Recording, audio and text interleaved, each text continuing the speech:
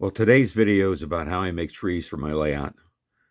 I was asked recently how I made my trees, and I've made my trees using a variety of different methods over the years, but recently I've settled on to one method, and we'll talk about that right now.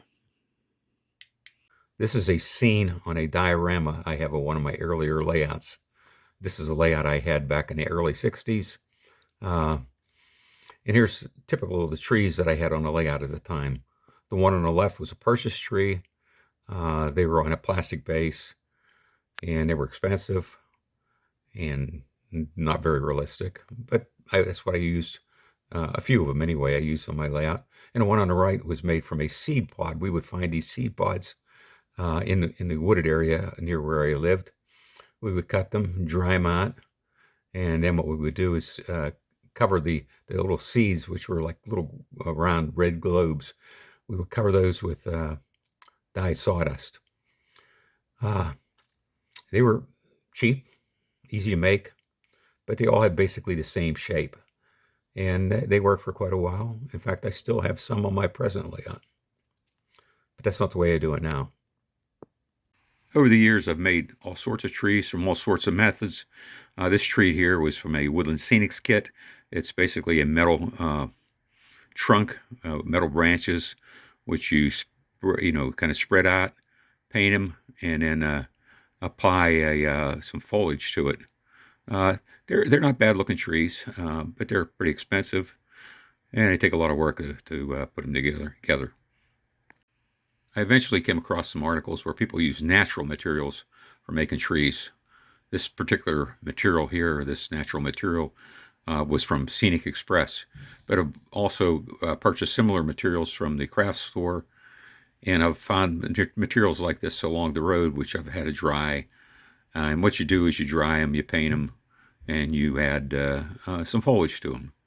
Now, the problem with the stuff I bought at the craft store and the stuff I found along the road, they seem to attract mice.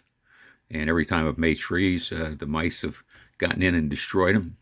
So I don't use those anymore. This material here from Scenic Express works pretty well, and that's what we're going to talk about. Now, this material comes in different size containers.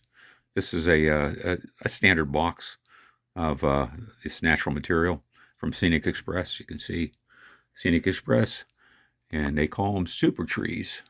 Professional modeler's first choice. Anyway, these are great things to work with, and I'll tell you how I make trees from them. Well, the procedure for making a tree is pretty much straightforward. Here are some random pieces of material from the super tree box, and you can see a lot of them are often bent. You don't want a tree bent, at least not a lot. And some of them are pretty sparse. Some of them are small, some of them are big. And what I do is try to select the ones that are going to look the best.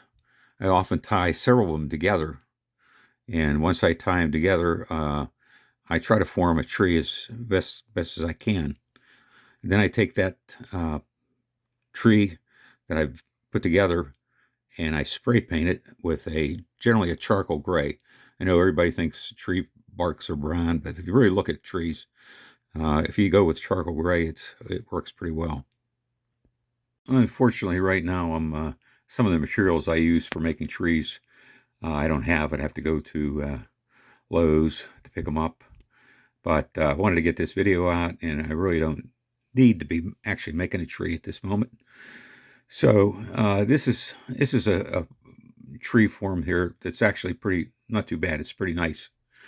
And this is one I started spraying, but generally I spray the whole tree.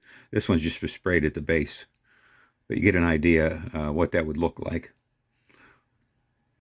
After I've painted the tree and it's dried, I spray it with a spray adhesive, similar to this one right here. I've used this one and used others in the past.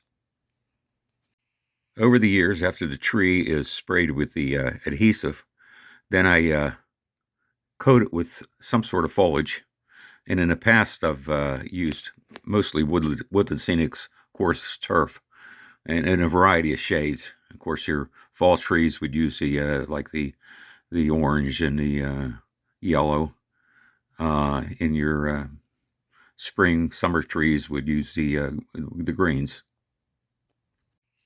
Most of the trees I've done in the last few years, instead of using the Woodland Scenics products, the ground foam, I've been using these here super leaves that also came from Scenic Express.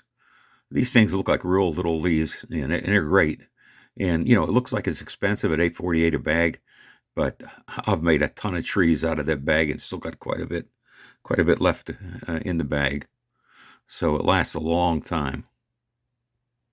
After covering the trees with foliage, I sprayed it with a very cheap, unscented hairspray you can buy at the dollar stores, and that really holds the leaves in place. Now, these two trees here are ones that I've made in the past, but I weren't real happy with them, so I haven't used them. But you can see these are using the Scenic Express leaves. You can see the little leaves on it. It's amazingly, they look very, very realistic. So to recap, you take the Scenic Express Super Trees. Sometimes you put them together if you want to make them a little fuller. You spray them with, I use, again, like a charcoal spray paint, flat. After that's dried, you spray it with some adhesive, spray adhesive, sprinkle the leaves, whatever the foliage, whatever you want to use, whether it's the super leaves or whether it's the ground foam. You spray it with that, or sprinkle it with that, and then after that's stuck, you spray it with hairspray, cheap hairspray, and you have some really nice finished trees. Anyway, that's the video, and thanks for watching.